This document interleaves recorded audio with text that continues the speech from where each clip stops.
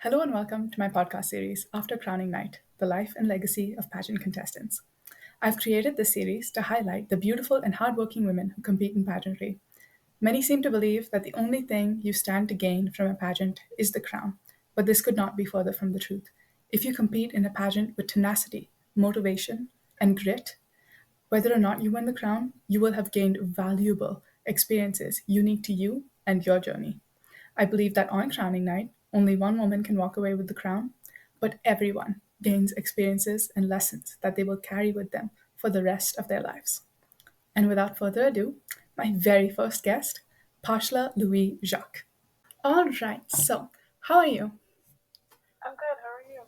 I'm good. And just for the audience, like, where are you from and how did you get into pageants? How did you get into Miss Teen Personality Nationals? So I'm Caribbean and I'm originally from Hamilton. I was just kind of getting into it out of curiosity. I found the program off of Instagram and I was like, oh, it's kind of cool. It creates kind of like a girlhood. Mhm. I would love to join, and I did. And the competition itself was it was almost like a family feeling. Like everybody I was totally rooting for agree. everyone. It was really amazing. I liked it. Okay, let's begin with some more fun icebreaker questions, shall we? If you were reincarnated as an animal, what would you choose and why? Oh, that's a good question. I think a dog. I love dogs. No, a panda. I love Oh, pandas. Um, they're sort of more relaxed. They eat all day. They take care of each other like hmm family, especially like the mother panda is very like protective over her hmm cubs. I think that'd be a really fun life to live. Oh, that's a good one. I never thought of panda, but I could totally see dog too because I love Yeah, dogs. I'm such a I big love dog dogs. person. Yeah. All right, now another fun one. What are some of your irrational fears? My irrational fears. hmm Fear, um, the one that's like the most impending, I think, is the fear of not meeting my own expectations. I hmm know what I'm capable of doing, and I strive to like get it done properly. And the fear of not being able to reach my own goals, the one that I set for myself, hmm is like it's really there. hmm I feel like that's especially true in pageantry, right? Because Oh yeah, so many ladies, we all compete for the exact same crown, but at the end of the day, exactly. not everybody can have it. And so many people tend to become disheartened the moment they Hmm. don't win, and they feel like they haven't lived up to a certain standard. And the reality is, Exactly. that standard doesn't actually exist, and it's in your mind because you gain Hmm. so much out of the experience, whether or not you win that crown. That is my personal opinion, because a lot of people are too focused on the end goal, but they forget the Exactly. journey and they forget how Exactly. many amazing people you meet. Like you, I know you're also into cosmetics. You have your own cosmetics line. Could you tell me Exactly. more about I've that? made so many friends throughout my like pageantry hmm journey, and I feel like the journey, like you said, it's worth so much more than just winning. Winning hmm is just a part of it, and it's the experiences that you make, the people that you meet, the new things that you learn as well, which is part of why pageantry is so fun and so like engaging and also entertaining as well. All right. Now, what was your experience competing? Like when you just began, was this like your first pageant or have you done pageants before this? It was my first pageant. I have to admit, I was really nervous and anxious. I wasn't too sure what to expect. As soon as we got to learn each other and the other contestants, I realized it was more of a family than like an actual competition. Like I said, everybody wanted to see everybody else win. Like we're rooting for each other. So it wasn't as nerve wracking or like, as intimidating as I thought it would be. That's wonderful, and a lot of people don't realize that it's that sense of community that you get at the end of Exactly. the day, right? We Exactly. have our group chats where all of us are talking and sharing things about ourselves, and that's something that the audience doesn't get to see, but that we Exactly. as the contestants get to take away from the experience. Exactly. And I know that you were on Radio Canada. Is that correct? Yes. Could you tell me more about that experience of yours? Yes, I was part of a youth leadership program, Mm-hmm. and during this leadership program, we reached Radio Canada reached out to us to get sort of a youth perspective on um, being able to speak two languages in Canada and what our experiences was like. And I was able to go on the show and I was able to like explain what it is, what I do. Um, I had to explain how am I being a leader in my community, and how being able to speak those two languages helped me sort of make those connections to the different people and different groups as well.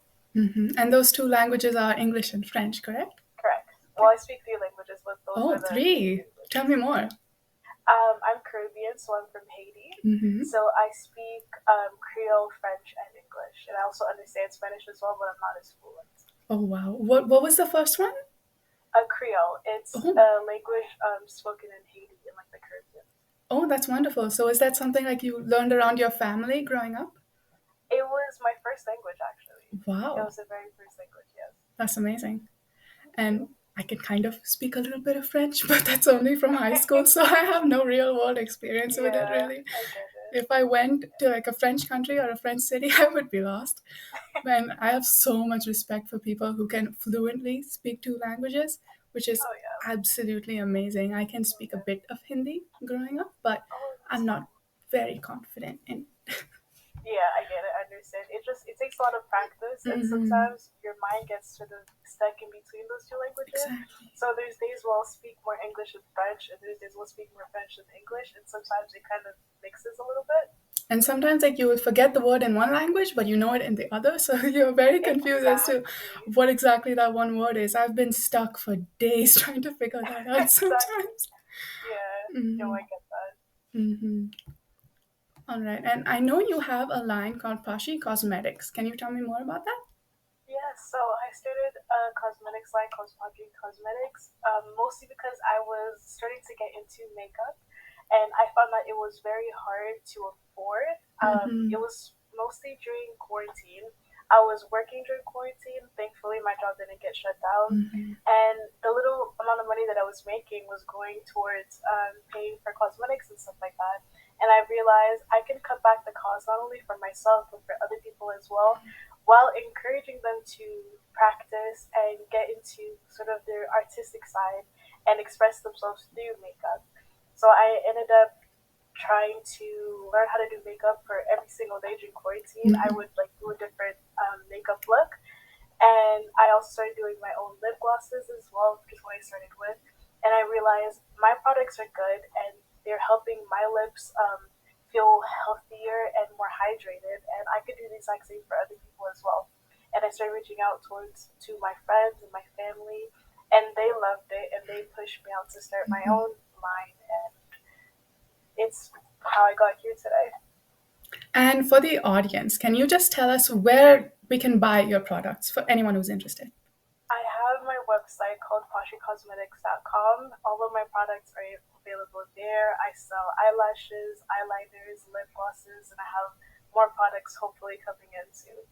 All right, that's so wonderful. Like to be able to use cosmetics to uplift other women because Oh I yeah. think that's such a big problem today that we have is cosmetics are so insanely expensive.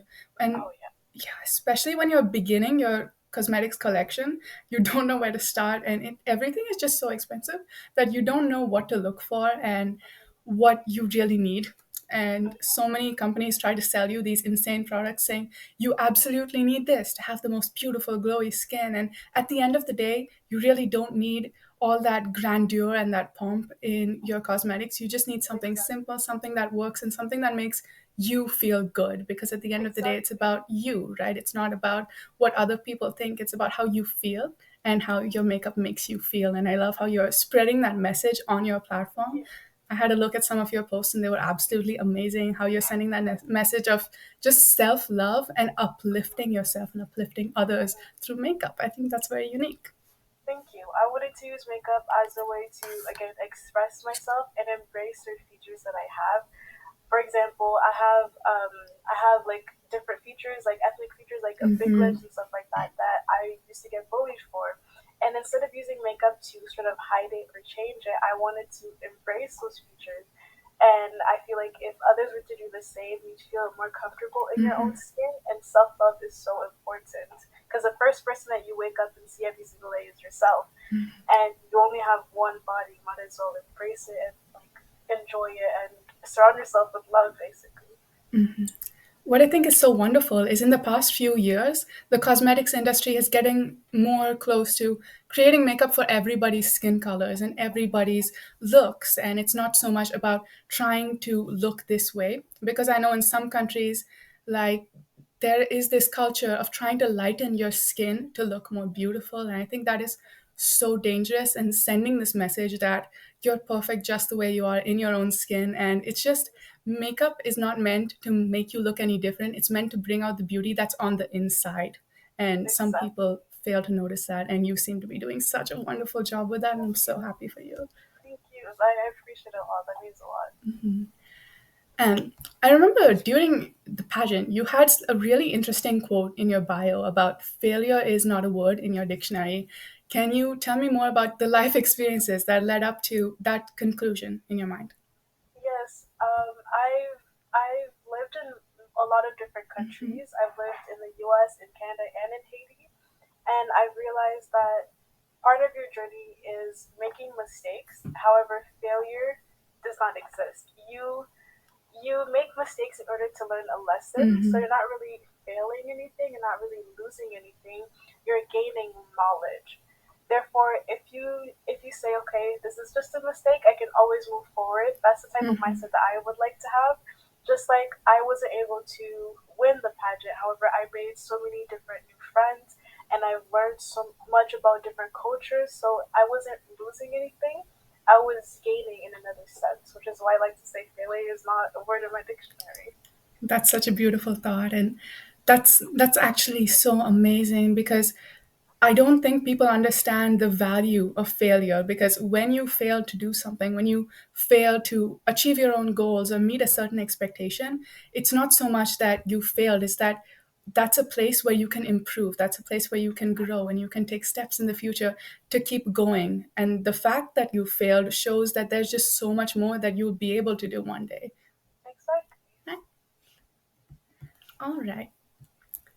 And what advice would you want to give to our upcoming 2023 contestants for Miss Teen Personality? I say enjoy the journey and learn as much as you can about not only yourself but your other contestants as well. It's a competition, yes, but it's more so a competition between what you know now and what you don't know. So have fun, especially have fun, be as creative as you can be, and really enjoy the process. That's wonderful. Yeah. I think the biggest thing that contestants need to remember is that if they don't win, it's not the end of the road. Maybe they're not destined to win, but God or the universe, God has bigger plans for you. You'll be blessed with so much in the future. You cannot even grasp that right now. But Exactly. I think everybody really has big things coming, whether or not you win. And pageantry is more to show you that aspect of leadership, to foster leadership and to foster I would say, tenacity in young women, to be able to Exactly. keep going for your goals no matter what. And I can clearly see that in you with like your amazing cosmetics line that's been doing so well in the past few months. Thank I'm so you. happy for you. And I can see you're really going places. So good luck and Thank you. You thank as you well. so much It was for a pleasure. joining me on my very first episode. Thank you. And you did amazing. You did great. Thank you.